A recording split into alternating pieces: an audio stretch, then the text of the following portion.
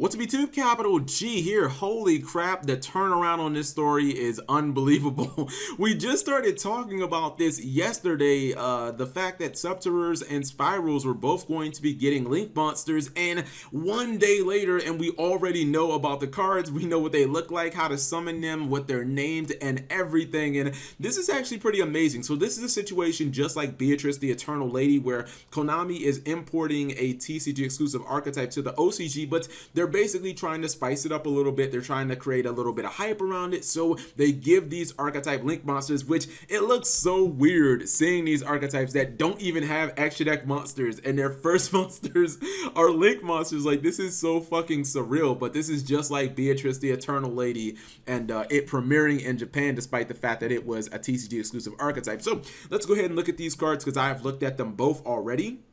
My first impressions are the Spyral monster, like the upside of this monster, Spyral, the double Helix. The upside of this card is insane, and actually I think its effect is so important that you might win if you get it off, and you might lose if you don't. So let's go ahead and look at it. Not level 2, Link 2, because they don't have levels. Link 2 Warrior Earth, 1900 attack. The links point left and down. Let's see, it requires 2 Spyral monsters, which is basically a joke because quick fix plus machine duplication gives you like 5,000 cards basically. So this will be easy to summon in the archetype.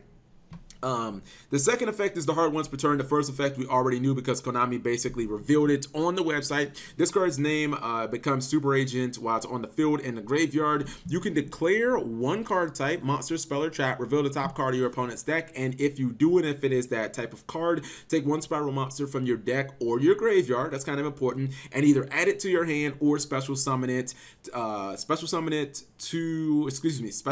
your zone this card points to. So this is a very good card in my opinion. For starters, obviously it's stupid easy to make an archetype, and it's kind of crazy because obviously you're putting 2 cards to get 1 monster, but this card can be so snowballing, and I honestly think if you get the effect off, you're probably going to win the duel because you're going to have access to a Super Agent. You're going to be able to summon Super Agent from your deck. You're going to be able to pop a card in addition to that, and then you're getting 1900 damage on the field for free. That is more than enough advantage to completely like turn the momentum of a duel. Even getting something like a quick fix out of your deck, that's going to be another plus. It's not quite as much as, it's not as much damage, but if that quick fix gets you a big red and then you're able to get big red and get the Super Agent from your graveyard, that's a lot. Obviously, you can get a sleeper from your deck. You can put it in your hand if you have sleeper in the graveyard, because I think people run like 1 copy of it.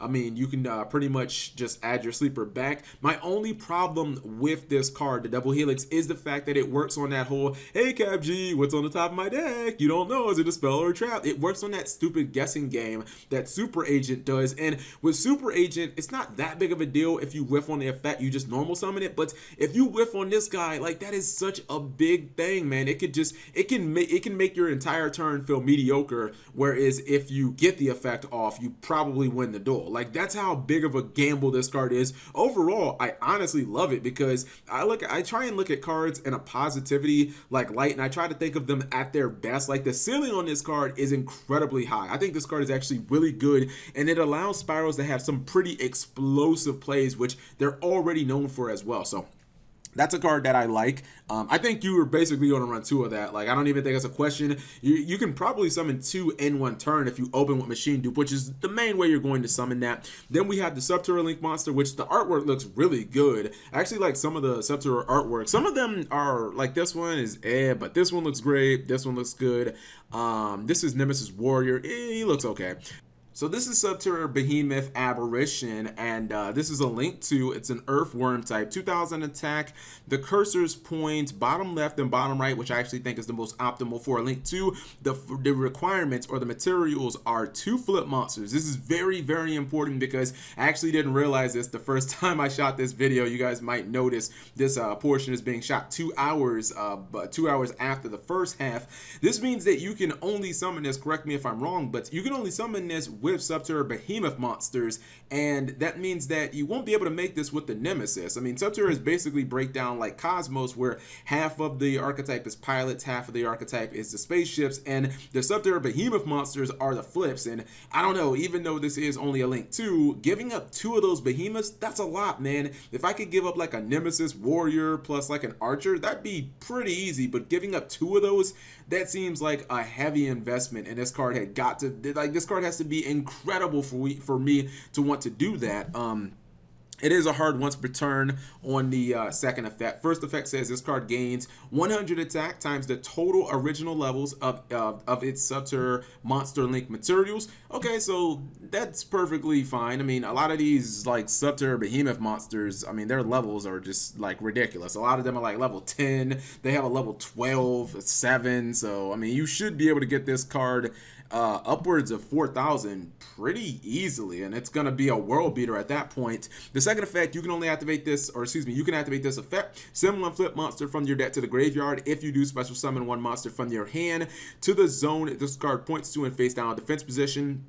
That's a really good effect. It's basically a foolish that lets you get a behemoth out of your hand. The third effect actually combos really nicely with the second effect. Once per turn, if a monster this card points to is flip face up, add one flip monster from your deck or graveyard to your hand. So obviously if you foolish burial one of your behemoths and you use like Hidden City to flip your dude face up, then you can just grab that monster you just foolished, or you can just search a completely different monster. You know what's actually ironic? I hate to completely change the subject. This card is actually quite feasible in a deck like Shadows. I know people are like, come on, CapG, what are you talking about? Think about it. Every single Shadow monster is a flip effect, right? Except like the fusions, and this Foolish Burial effect, wouldn't it trigger every single Shadow monster? Like, what are you talking about? Like, this card would be awesome in Shadows. I mean, you could even make it in Gravekeepers because they got flips, but you wouldn't really take advantage of any of the other cards. But in Subterrors, this card is fine. Like, to me, it doesn't really help them do much that they can't already do, and I think that it is going to be a difficult card to get on the board early in the game. The biggest problem with this card, and I said it the first time I shot this video,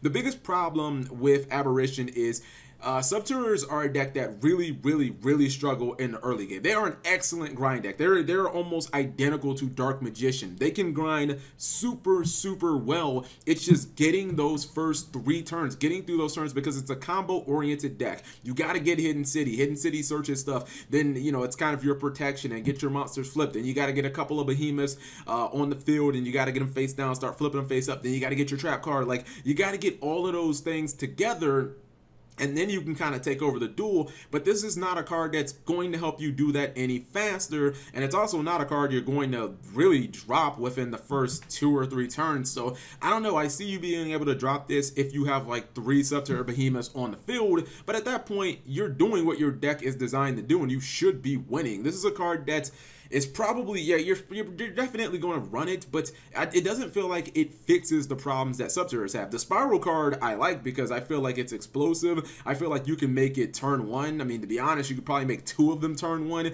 and if you get their effects right, I mean, well, if you get the effect right, you could just pop off on your opponent and just win, but this card doesn't really feel like it helps them through the early game. So anyways, thank you guys for watching this. Always sorry I had to re-edit this video, but you guys didn't see the first draft anyway, so thank you guys for watching this. Always subscribe if you have not already.